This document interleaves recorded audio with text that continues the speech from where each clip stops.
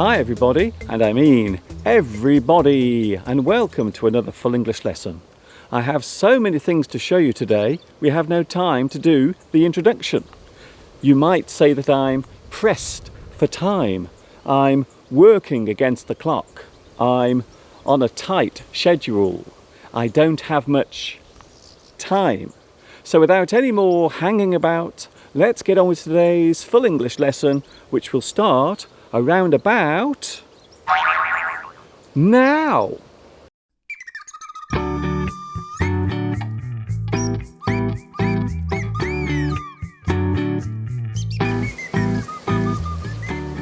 What is the hardest part of learning English? Is it the learning of new words? Maybe the grammar used in English is what leaves you the most confused. Perhaps you feel too shy to use English in front of other people. Learning anything new can be quite daunting.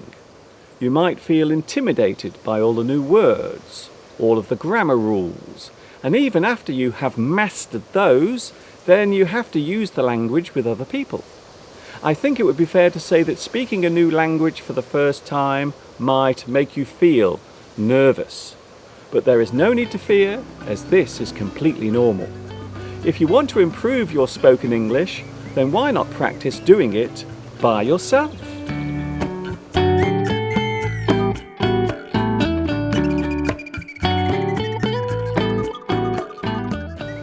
Speaking in front of other people can be very scary. So first of all, you need to get used to the idea of doing it. It may seem like a strange thing to do, but practicing in front of a mirror is a great way to build some of that initial confidence. Get used to your own mannerisms and ways of showing what you are saying. Facial expressions and body language are just as important as the words you are saying. Conversation relies as much on eye contact and body movement as the things being said. If you happen to have one of these wonderful devices, or one of these wonderful devices, then you are well on your way to improving your vocal technique. Using a recording device can help you to get accustomed or used to the sound of your own voice. It might feel a little strange hearing yourself at first, but after a while you will begin to enjoy it and your confidence will slowly build.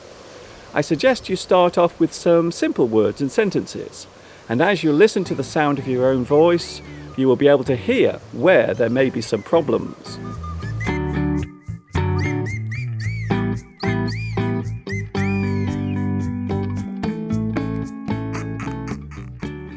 One common problem which can arise concerns the speed of your speech. There is no need to rush what you are saying. Give the listener a chance to hear your words. Of course, you must also speak clearly, so don't rush and don't mumble. Once you feel confident enough, you can move on to speaking with other people. Get a few of your friends together, or members of your family, or even your classmates to listen. This will allow you to get used to speaking in front of other people, and over time, your confidence will grow. If you have no one to practice with, why not join an English language group? If there isn't one, why not create your own?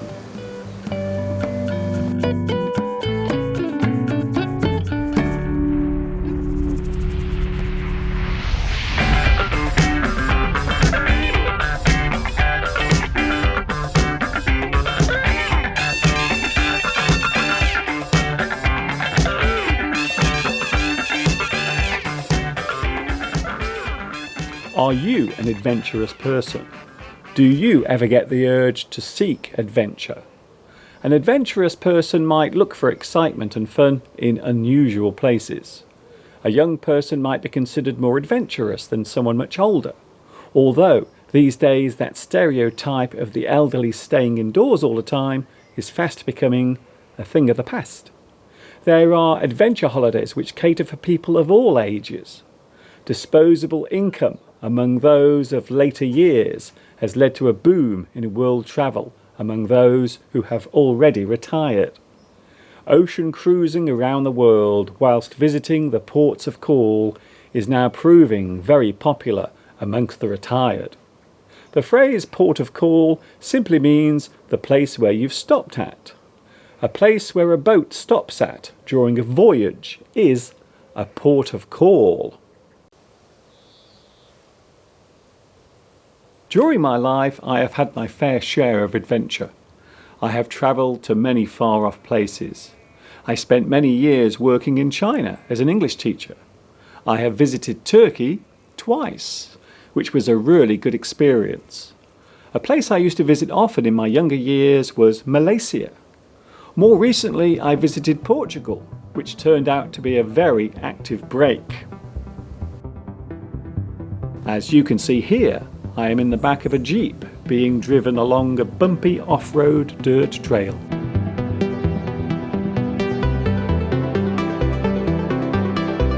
Whilst there, I also visited a lovely old castle high up on a rocky hill.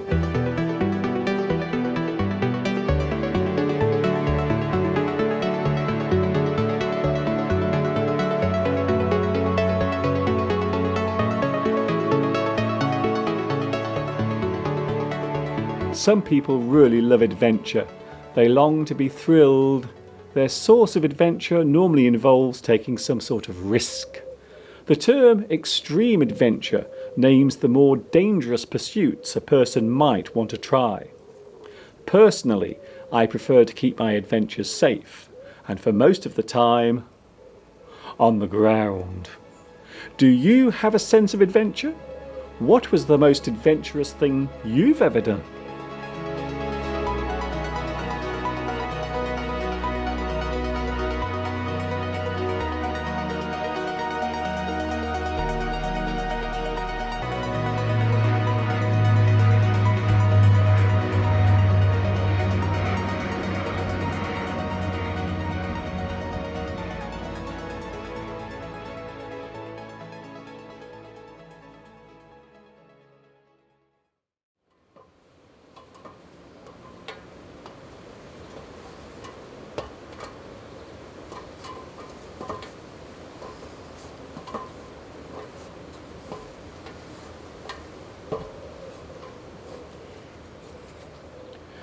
It would be fair to say that not everything in life goes our way.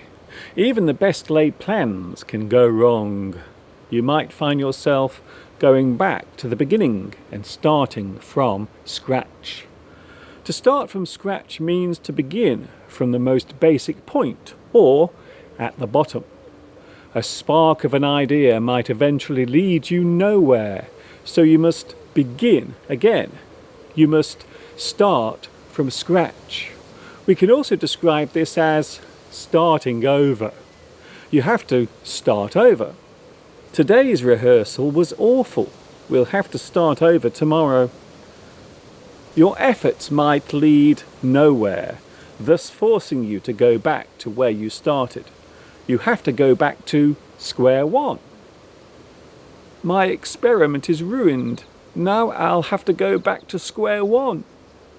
We have tried everything to solve this problem, so it looks like we are back at square one.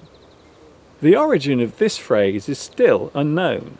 However, one theory is that the expression derives from the days when football matches were reported on the radio. Numbered squares on a piece of paper allowed the listeners to follow where the ball was by saying which square it was in. A failed attempt at something might force you to go back to the drawing board. This prototype device clearly doesn't work. It looks like we'll have to go back to the drawing board. You will have to begin again. You must start from scratch. You have to go back to square one. You must return to the drawing board. As Robert Burns once put it, the best laid plans of mice and men often go awry. Or as I like to put it, if at first you don't succeed, try again.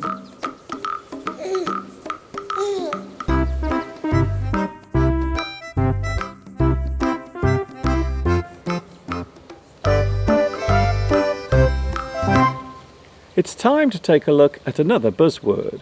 A buzzword is a word or phrase that is popular during a certain period, or is often used generally. Today's buzzword is publicity stunt. The phrase publicity stunt refers to an action carried out to gain attention whilst creating public reaction. To perform an action or say something for the sole purpose of creating attention, which in turn creates publicity for those responsible, is a publicity stunt. The attention sought can be either good or bad. Even bad publicity can generate business. An outrageous comment or an action that provokes criticism might in fact be nothing more than a publicity stunt. Of course, not all attempts for attention are bad. A promotion for a new movie or a message posted on a billboard that creates confusion or intrigue might also be just some very clever publicity stunt. The main purpose of a publicity stunt is to gain as much attention as possible, in as many ways as possible. The word publicity describes the action of promoting a product or an event for commercial gain. The word stunt shows that the thing gaining the attention was planned and choreographed for the purpose of publicity.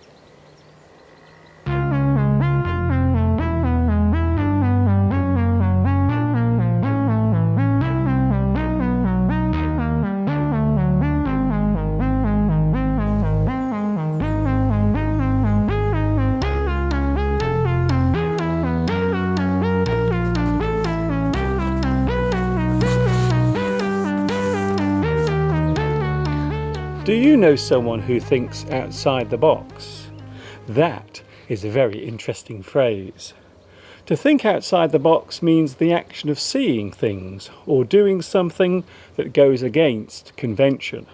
A person might create a work of art that challenges current ideas and ways of thinking. A business might come up with a new way of selling a product, or they might even be the one creating the product, which revolutionises the way in which we do something. Their developers really know how to think outside the box. An original or creative way of doing something can be described as thinking outside the box or thinking out of the box. To come up with a new idea that has not been tried before is a good example of thinking outside the box. To combat climate change, we must all be prepared to think outside the box. These forms of alternative thinking can occur in any area of life. The creative arts, the sciences, music, poetry, design, and business all call for some degree of thinking differently. You must break with convention. You must try something new. You need to come up with a new idea. You will set a new trend. To do this, you must think outside the box.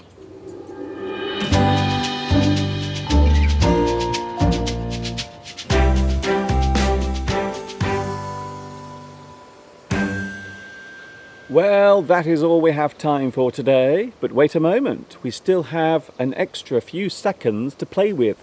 So here, just for you, is a short poem.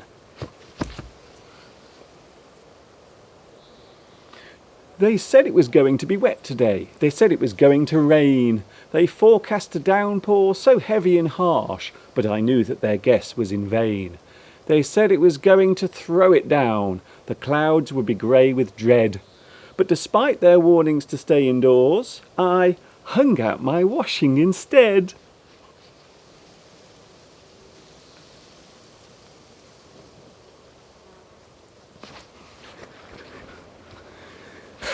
Don't forget to subscribe to my channel and activate the notifications. Then you will never miss another English lesson, be it live or recorded.